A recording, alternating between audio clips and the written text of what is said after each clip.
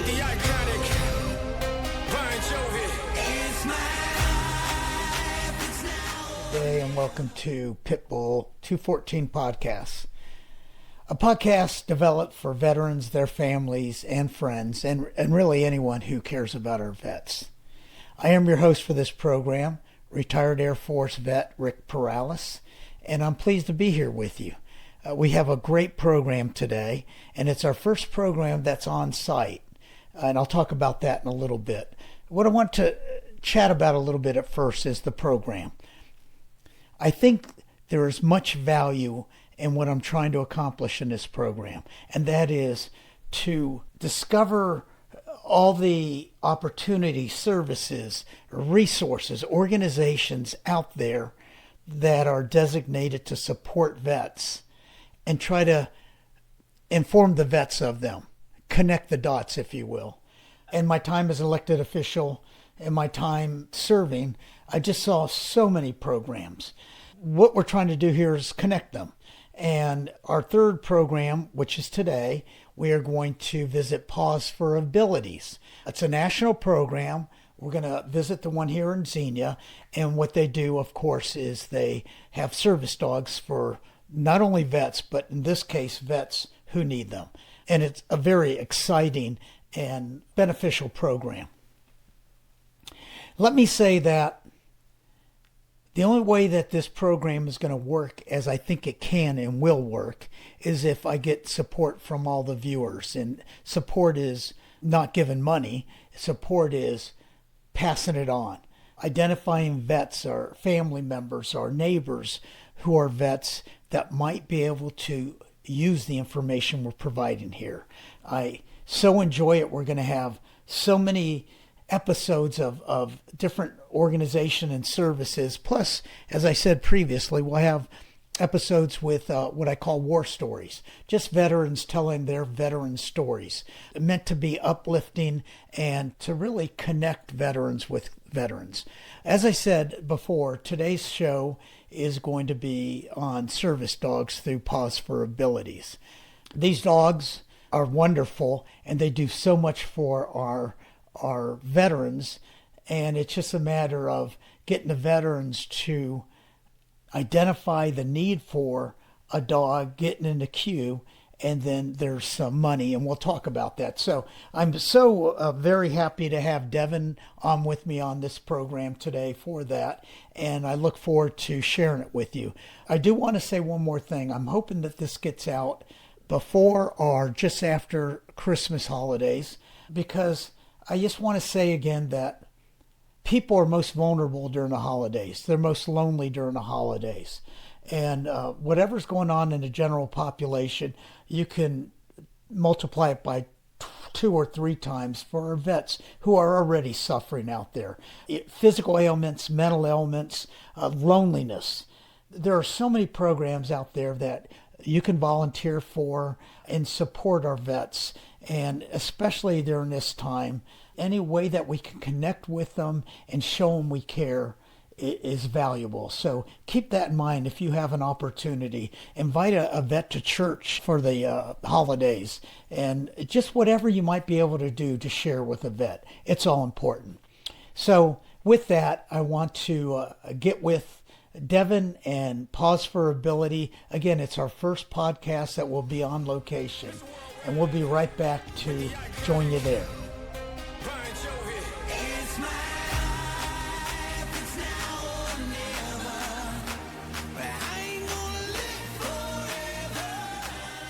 Okay, hey, welcome back. I'm here with you, Rick Perales. Thank you for joining us at Pitbull214 Podcast, a podcast developed for veterans, their family, and friends. In this podcast, as I've said before, we will try to connect services, opportunities, resources, organizations helpful to vets with the vets that need those. It's pretty simple, but it's not being done. And my hope is that sharing this, the viewers out there sharing this, connecting with veterans, with their families, and passing this on, hopefully we'll hit some veterans that need some of the items we're talking about, and it'll make their life better. That's the goal here, is to help our veterans. So I'm so excited today. We are in Xenia, Ohio, our first on-site location production at the Four Paws for Abilities. And let me give you a little shout out here. It's my first production. I got Joshua on the camera. He's my production crew. And I have Brennan in the background. He's the creative director who's been with me from the get-go. So thank you guys. I know this is going to go well. And I have two of my favorite people, my neighbors, Doug and Carol Sexton. It was Carol that suggested, hey, why don't I try to hook you up with a vet that's getting a service dog? She volunteers here all the time, and they're wonderful neighbors, and they really love the dogs. So we're here at Four Paws for Abilities, and we're here with two very special people. I'm going to introduce them here. And first we have Devin Brown. And she works here, and she's been the coordinator, and she's going to tell you what she does in a little bit high level about how this works. And then John Ferguson. John is a vet. Happy Veterans Day. Thank you. And he's here with his puppy, big puppy. Porter. Good doggy. Yeah, he responded. Okay, So without any further ado, we're going to start talking to him. I think you'll love the story. So Devin, first. Talk a little bit about the program here, how it might apply to veterans throughout the country, the application, and the process. And then we'll get over to you, John, and talk about what really happens between the dog and the vet. Yeah, absolutely. Yeah, so my name's Devin. I'm the Development and Client Services Coordinator here at Four Paws. I actually started out as a volunteer and then just loved the mission so much that now I'm so grateful to work in this capacity with them. But just generally, Four Paws is a nonprofit agency based out of Xenia, Ohio. We've been around since 1998, and we breed, raise, and train service dogs for children and veterans with disabilities. We've placed around 2,000 so far, a little bit over that number. We hit You're that. Talking about nationwide. Yep. Okay. Yeah, yep, nationwide, Wonderful. yep. Yeah, we placed about our 2,000 service dog last November, so even more since then. But yeah, like you said, we work with veterans local to our facility and children with disabilities. In my capacity, I also work on the client side, so I help them through their application process. We do a little interview, get to know you guys better, so that we know how we can best support you guys and get you that perfectly trained service dog that's going to help you guys out as much as possible. And then I also help out with fundraising. It's a lot of fundraising. Like I said, we're a nonprofit, so much fundraising and donor goes into Let's that. go back to what you just said. Okay. You find a vet, or a vet finds you that might be interested in this. What's the process? What happens? And how long does it usually take? Yeah, so the first steps, there's a couple different steps of the process, but the first one is to go on our website and send in a veteran application online. And then once we've got that, there's some more supporting documents that we'll ask for, like some health documents, some letters of reference, just checking in. DD-214? Yes, yep, exactly. Okay, are there any veterans with disability, is it a percentage disability matter? Do they have to be 50% disabled, or is there any criteria there? Yeah, we do ask that question on our application, but like a big part of our mission here is that no one's too disabled for a service dog, and like we're talking about now, where you might not think that you need a service dog, but there might be a way that a dog can really help you. So we do ask for that percentage, but there's no requirement on that. So if you're 10% disabled, which many people are, veterans are, they could still qualify if there's a good match. Absolutely, Okay. yeah, Okay, and that's where we go through that application process. You get those supporting documents, and we kind of figure out what a service dog can And that's do all for on you. your website? Yes. Which, yep. by the way, her contact information and website will be below. Brennan will make sure and put it there. Yeah. Go ahead. Yeah, but that's the first couple steps, is just getting those forms, and then, like I said, we do a virtual interview, and that'll be with me if you choose to apply, but we'll kind of talk more about how a service dog could help you, get an idea of where you just need a little bit more support, and then we kind of, after that, you move into the fundraising stage, and that's where all of our donors and our volunteers and everything is so helpful in getting these service dogs to their veterans and our clients. So your gifts may go specifically to that dog and that veteran.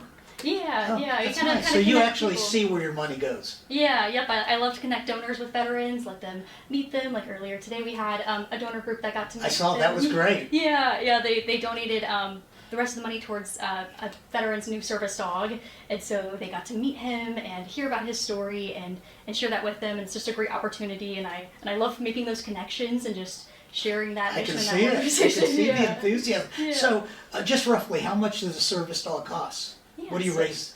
Overall cost to breed, raise, and train a service dog through our program is around $40,000. But then on our side here at Four Paws, we do a lot of fundraising with our corporate sponsors and our dedicated team of donors to bring what we call our fee for service down to $20,000 for our clients.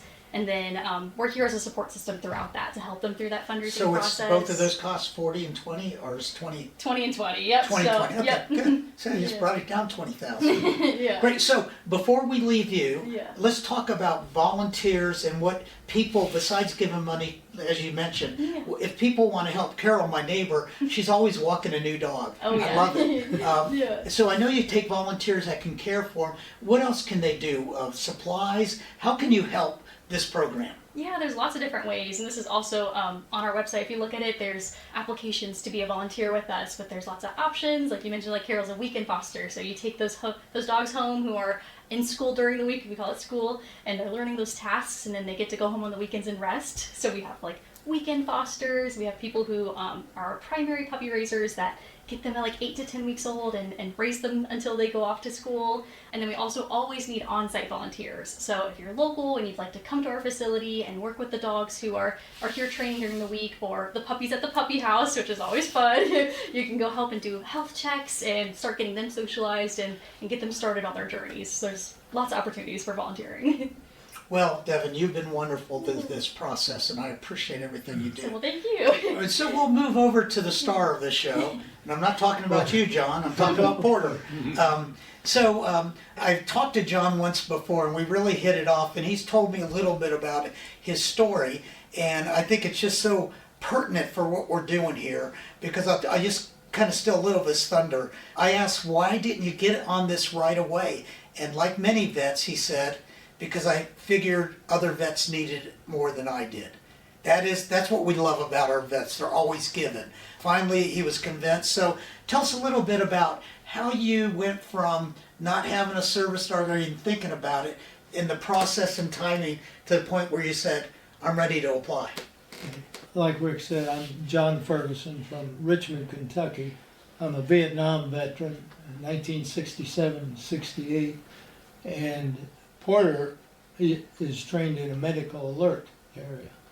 And I have ischemic heart disease traceable back to possible Agent Orange exposure and some other things. And I had open heart surgery in 2017. And my heart functions about 25% now. And I also have AFib, atrial fibrillation.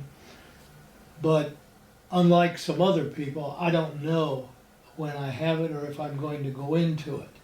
And that's only occurred 3 times since 2017.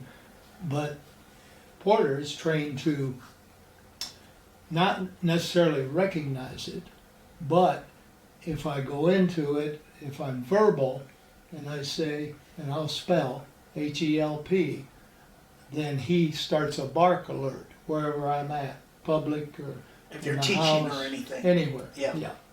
The other thing he's trained to do is we have a rather large yellow button on the wall at our house, and there's a unit there, and 3 phone numbers are programmed into it. And he defaults to that if he's not getting any results or anything from other people. And once again, it'll ring into the first number and no answer the second number and so on. Some other things though that I sometimes fail to mention, he's also trained in balance and mobility. And because sometimes with my heart pumping 25%, once in a while I'm a little uneasy, and so he's trained in that as well, balance. But that's his main training. As far as how this story started and how I was blessed to get him, my journey started with the former CEO here, Karen Shirk, and now Jennifer Lutz is the CEO currently. And it was back in, I believe, 2022. And a couple other agencies had reached out to me through conversations with the VA and so on. And I didn't really pursue it. I had a conversation with Karen, or perhaps an email, I guess, and she wanted to know some things. And I said, well, yeah, I'm a veteran, but I said, I'm good. I said, I don't need anything right now. And she said, okay. If you do, go on our website and so on. And this went on maybe 6 months, 8 months, I'm not sure. And Taylor Dyer at the time contacted me from here. And we chatted and had some conversations about it. And I said, okay, if you'll promise me you'll put me last on your list. I said, you help a veteran that's paraplegic, quadriplegic, PTSD, something else. Because I said, I'm okay. And so finally I did do the paperwork, obviously. And I don't want to minimize the importance of that. It's rather lengthy, but it's well worth it. And one thing led to another, and here, almost 3 years later, I guess, in June of this year, this summer, I was asked to come up here for 10 days and go through really some pretty rigorous training. And I tell people, I don't take credit for what Porter does. I'm trying to learn. You know, I'm his chauffeur. He works. Let me ask you, so Porter was a puppy then? Puppy, no, when I got Porter, he's born in March of 23. So he's about 2.5 years old. Is that usually the time where they're ready to do this? Yeah, they get placed anywhere between like 1.5 to 3 years old. Yeah. And were you helping with the fundraising that whole time? I would want to give a shout out to Wounded Warriors, in my case. Yeah. They helped you with that funding. And something real briefly here, when we talk about prior to me getting him, and I'll probably miss some things, Devin, but they have guardian homes for socialization. He was at Lebanon Correctional Institute, the prison, in their program. He was at Ohio Northern University for 9 months with college student, living in the dorms. Wow. Yellow Springs Police Department. I saw the tag you got on there. You got their badge. And patch. Cedarville College student Okay. from there. So before the advanced training. So And that's what takes all the time. Oh yeah. yeah. Yeah. Wonderful. And really he's another lifeline for me, because it just gives me another layer of protection. It took me some time to adjust because my issues are internal. And so, but as you can see right now, I mean, this is him, and this agency does a tremendous job of matching the animal, the dog, with the family or the child. Because when I trained here with 10 others, there were at least 8 families with children who had seizure alert. And it's just amazing how this agency matches. And I think really they matched very well, him to me. Well, John, as we did with Devin, we're going to have your email at the bottom, because I imagine there are vets out there that are just like you, not me, do it with my brother or sister first. But maybe they get more interested. They may want to ask you some questions about how you resolved everything and came to do this, how difficult it was, and of course, what you've gotten from all this, the dog and that lair that you were talking about, right? Right. So his number will be there as well for connection. There's so much more out there. And I did enjoy all the vets here for the lunch and their dogs, and it was perfect for Veterans Day. Is there anything else you'd like to share that's important about the program that you want to make sure our viewers are aware of? Yeah, it's like kind of just like what John was talking about, how like not all disabilities are visible and outside. That's why we work with these dogs who are trained in like PTSD alert as well as like medical alert. And we also do a lot of like mobility support, like he was mentioning, and also hearing ear dogs. So any like hearing impairments from your time in service. Like there are so many ways that a service dog can help you. And even if you come to us and it's something that we haven't worked with before, we would love to find a way to help you and create something new and just help you in any way we can. We are so passionate about this. And that is the theme with all of my episodes so far. Everyone we've interviewed, it's not just their program. They'll help you find other programs if this doesn't fit for you. So thank you for that. Go ahead. I was just going to say, this isn't about me personally. You know, it's about what these beautiful animals can do. And I would hope that people would have a deeper sense of respect or whatever for those that are physically challenged. And there are a lot of them. Yeah, and I have become, just since June, an annual donor here because of what the gift they've given me, and hope Paying it forward. I'm donating each year for veterans and their families. So I just, feel very good about it. Yeah, these kind of programs, you can't even put a value to it, what they do, and the way that people handle it, with, like you said, the dignity and respect that they Yeah. do. When I saw your colleagues out there, you could just tell they were all thrilled to have their dogs. Does it ever go wrong with the dog and the owner, the vet? I mean, sometimes you just not have a good match. Like he's talking about, we work so hard to get that perfect match. There are those times when it just doesn't work out. You go home, and that's where our client services team is here to help you through that. And no matter what happens, we will make sure that you do get a dog that is going to have that long working career for you. Like I said, it's very rare. Like we said, we work really hard on matching up personality and everything. Do your homework up front. Yeah, exactly. Yeah. So John, tell the vets, for the vet out there that's wondering if it's them, if they would, you did a lot of soul searching on this thing as you went forward. What would you advise them to do? How to resolve that? Because I'm like what you said at first. I'm a vet, and I expect that vets with service dogs have to have real ailments, visual ailments, right? An amputee or something, right? I think that's just the way we are in our assumptions. But that's not the case at all. Talk a little bit about that to the vet that's out there watching that may have a serious post-traumatic stress syndrome, but nothing physical. Yeah. That's the hardest thing probably for me to come to grips with, like I said earlier, because my issues are internal. And my concept, right or wrong, through the years, has been someone that has a visible injury or Roger that, whatever. sure. I know what I did in the military, and I thought, okay, that's behind me now, I got this. But it's, you finally, you just let go. You say, we're gonna do this.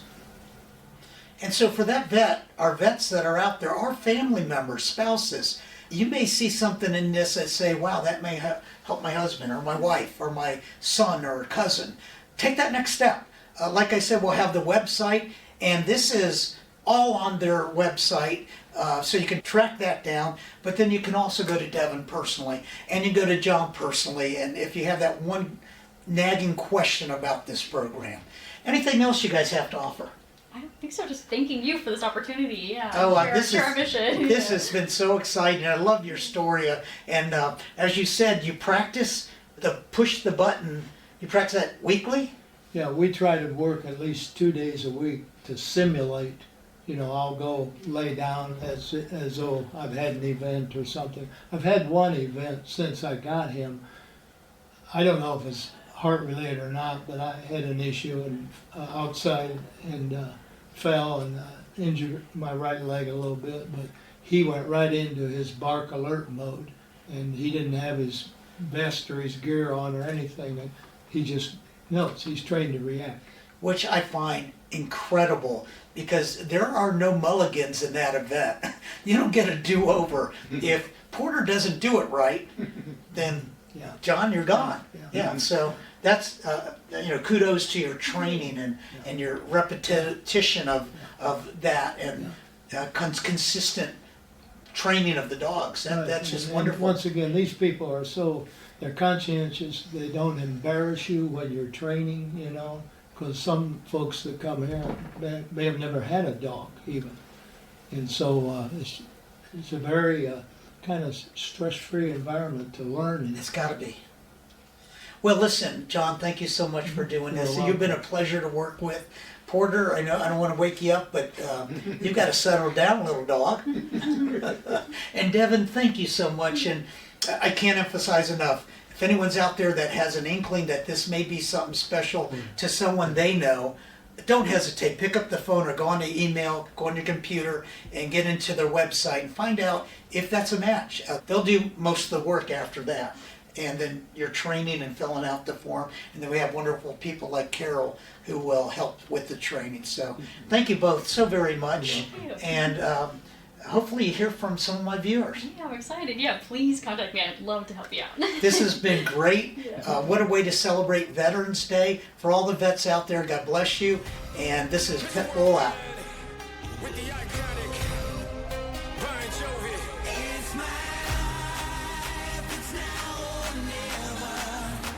But I ain't gonna live forever. Well, that's the end of our program today, folks.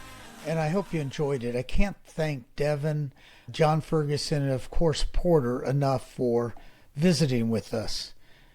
It was an enlightening experience. They do a great job, and if you know of a vet that could possibly utilize a service dog, please look at their website, contact Devin, and get their name in the queue. They do a wonderful job. And speaking of extraordinary programs, I'm excited about the next one as well. The next program, Program 4, will feature Warriors on Wheels. My good friend Gil Esparza will be our guest to talk about this program, which, by the way, is national. And if it's not located near you, you could start one up. That's what Gil did here in Xenia, Ohio, and it's just taken off. And I've actually experienced it with my brother Rob. So please zero in on that. And if you know of any vets who are bike addicts, please tune them into this program as well. So as I get ready to leave, I just want to once again pump the program. Go to the website. It's listed below. Like it, share it, subscribe to it. But of all that, sharing it with vets and other vets and their family members are the most important part of it. So again, I thank you for listening in. I hope you're here for number 4, episode number 4, when it comes on. I wish you the best. God bless, and thank you for your service. Mr. Worldwide with the iconic